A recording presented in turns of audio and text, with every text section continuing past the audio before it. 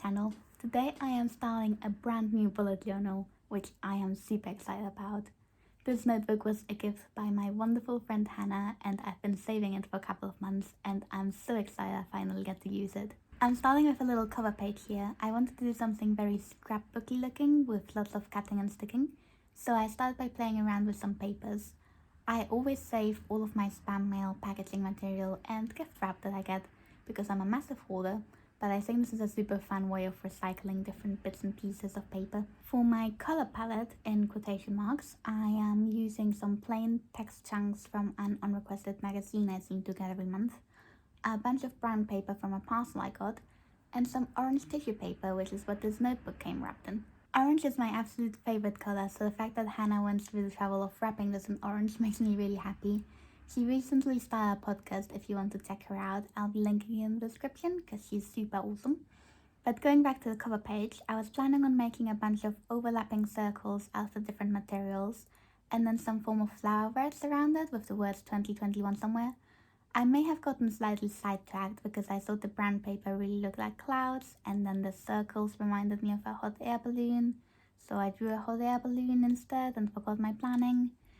I tried to write a year in pencil in a couple of different positions, but nowhere felt quite right, so I settled for not writing in the year. I also really want to stick some of these gorgeous orange stars in here, but I thought maybe I should wait until I've written out my goals in the next page, so I don't completely screw up my handwriting.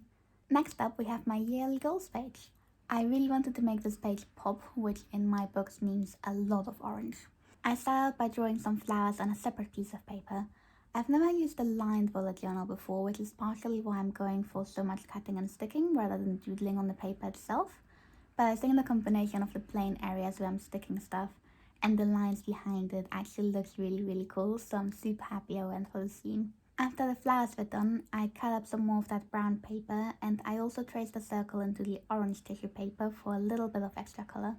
I was originally going to use these flowers on both of the pages, but I thought it looked just a little bit too symmetrical and also too busy, so I ended up only using it on the right, but I will be using this other flower thing a little bit later on because I really liked how it looked. For the title on the left, I cut out another little piece of that text paper and also a brown circle and wrote my title into it.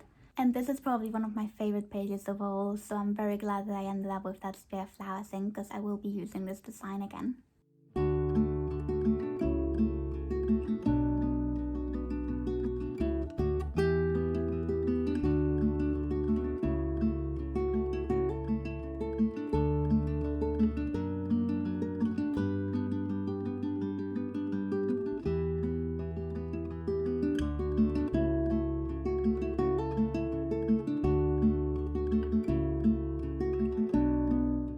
Next up, we have my quarterly goal spread, which I've always found really useful to just sort of force myself to check in on my yearly goals and make sure that I'm staying on track.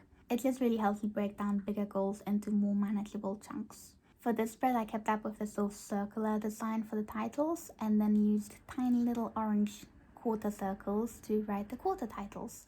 And then I added some thicker black lines in between to make it stand out a little more. I could really do with a thicker pen for doing this, but the tiny pen did its best and that's all that matters.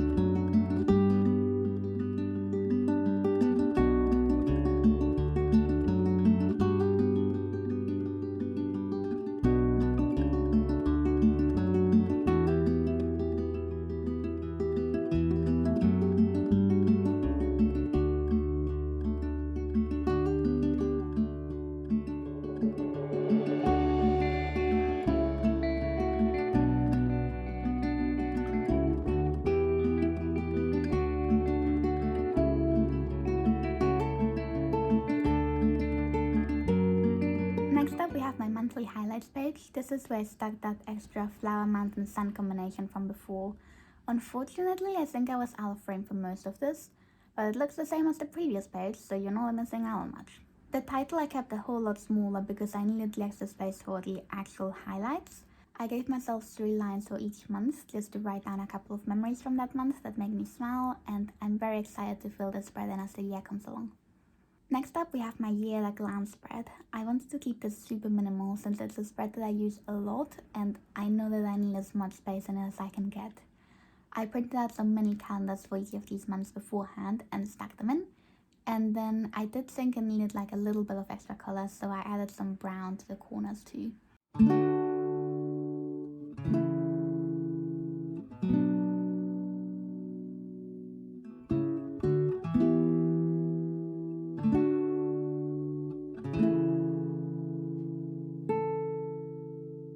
The next spread is a new addition to my yearly setup, and that is my upload schedule. So far, I've always done this as a part of my monthly setup, but since I'm hopefully starting a new job in January, I'm changing my upload schedule to every second Wednesday rather than every Wednesday. So I thought it would be a little easier to organize if I had all of the months in front of me rather than just the current month, and that way I can actually see the upcoming videos on a bigger timescale, since it will be a bigger timescale in between videos. However, you might notice that I didn't actually write down every second Wednesday, but instead wrote down every Wednesday. This was by design, and it is because the overly optimistic side of my brain thinks I'm going to have the time and energy to occasionally make extra videos on the weeks in between, and I wanted to give myself the space to do that if I choose to. I'm not sure how realistic this is going to be. I think I'm going to struggle with videos every second week, to be honest, so oh well, just let me dream. The final spread is probably my absolute favorite, and it's also a new one for me. I'm trying to read a little bit more often and more deliberately this year. I find that when I'm writing, I get so immersed in my own story that I forget to read other people's books. And that's not good, because I want to subject myself to good writing so I can learn from it, and also because I like reading. So I thought it would be fun to keep track of how much I'm actually reading, and I saw someone doing a little spread where they drew in the book covers of their TBR list, and I thought this was such a cool idea. One of my more long-term goals is to learn about book cover design, and this isn't something I've added to my goal list for this year since I'm trying to focus on building up more fundamental skills first and then sort of going from there. But doing these tiny little thumbnail book cover drawings would be a really good way to start preparing for that, just by paying more deliberate attention to the book covers of what I'm currently reading. And it makes for an absolutely gorgeous bullet journal spread, so really it's 2 birds with 1 stone.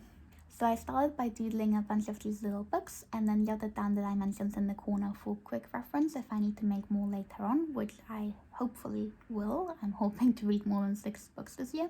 And then I just got so excited about this spread I just had to add in my current book, even if I will probably finish it before January. The idea here is to have the title at the top, then start and end date for when I was reading this, and then I have a little space for opinions or anything that I learned while reading this book. And one of my goals this year is to pay more focused attention when I'm reading to the way that certain things are accomplished so that I can mimic that in my own writing. So it's going to be good to have a place to write this down if I learn anything. I'm not sure how much space I'm going to need to write all of that, so I will be sticking in the other book doodles as I go. And to be honest, it's probably going to be a good idea if I finish the current reading book before January, because then I can see how much space it takes and see how many pages I want to leave for future books for the spread before my January setup.